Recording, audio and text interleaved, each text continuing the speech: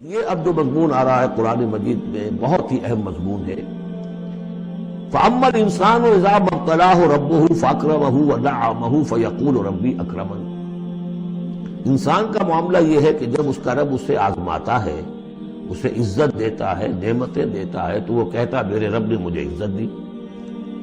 وَأَمَّا إِذَا مَا ابْتَلَاهُ فَقَدَرَ عَلَيْهِ رِزْقَهُ، جب اسے آزماتا ہے اور اس کا رزق جو ہے اس پر تنگ کر دیتا ہے، راشننگ کر دیتا ہے، تھوڑا تھوڑا دیتا ہے، فَيَقُولُ رَبِّي أَهَانَنِ، تو وہ کہتا ہے میرے رب نے مجھے ذلیل کر دیا۔ کلا، ایسا نہیں ہے۔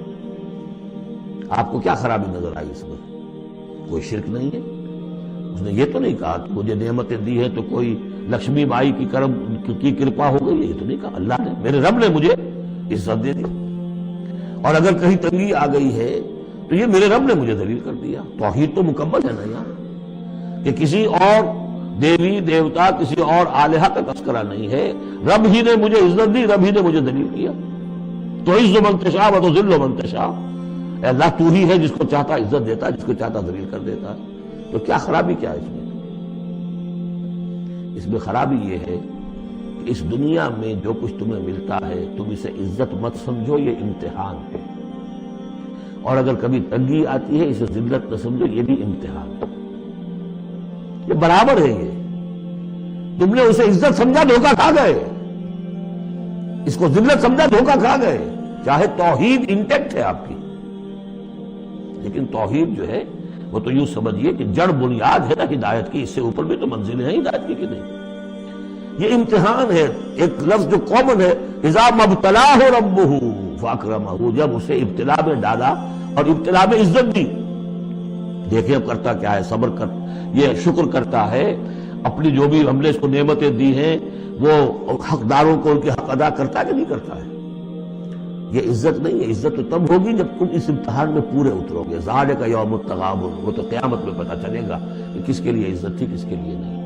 کسی کو تنگی دی ہے تو یہ ذلت نہیں ہے، دیکھنا ہے صبر کرتا ہے کہ نہیں کرتا۔ کہیں یہ بالکل مستر ہو کر اور اپنی عزت نفس جو ہے ہتھیلی پر رکھ کر لوگوں کے سامنے مانگنے کے لیے تو نہیں نکل جاتا، پتہ چل گیا نا۔ تو یہ امتحان ہے۔ تو پہلا درجہ سمجھیے کہ چاہے فراوانی ہو، عیش ہو، آرام ہو، دولت ہو، یہ بھی امتحان۔ تکلیف ہے، رنج ہے، محنت ہے، مشقت ہے، اسرت ہے، تو یہ بھی امتحان۔ دونوں برابر ہو گئے۔ اب بھی ہدایت اس سے اوپر بھی ہے ایک۔ ہمارے دل میں یہ چور رہے گا پہلا امتحان آسان ہے، دوسرا مشکل ہے۔ نہیں، حقیقت اس کے برعکس ہے۔ پہلا مشکل ہے، یہ دولت میں رہ کر بھول جانے کا آپ کے اندر زیادہ امکان ہے۔ الہا، حدیث آپ کو سنائی تھی، ما قل و کفا خیر مما کثر و الہا۔ اگر زیادتی ہوگی، دولت ہوگی، تم اللہ کو بھول جاؤ گے تو زیادہ سخت نقصان یہ ہے، زیادہ بڑا امتحان یہ ہے۔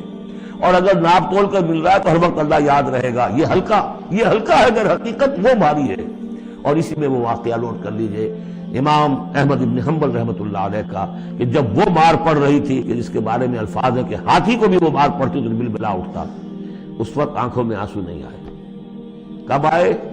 جب بادشاہ وقت، خلیفہ وقت کا ایلچی آیا ہے اشرفیوں کے توڑے لے کر کہ یہ بادشاہ نے آپ کے لیے نذرانہ بھیجا ہے، تب رو پڑے، اے اللہ میں اس امتحان کے قابل نہیں ہوں۔ یہ امتحان سختر ہے۔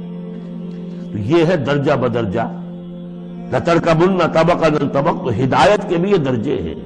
پہلا درجہ تو یہ ہے کہ جو بھی ہے اللہ کی طرف سے ہے، تنگی ہے تو اللہ کی طرف سے، اور فراوانی ہے تو اللہ کی، یہ توحید تو پوری ہو گئی آپ کی، اللہ کی طرف سے۔ لیکن اس میں اب آگے درجے ہیں کہ یہ امتحان ہے، یہ بھی امتحان، وہ بھی امتحان۔ اس اعتبار سے دونوں بھی امتحان ہیں، یہ دونوں برابر ہیں۔ اس سے بھی اوپر یہ ہے، وہ امتحان مشکل ہے فراوانی والا، اور یہ امتحان جو ہے یہ آسان ہے۔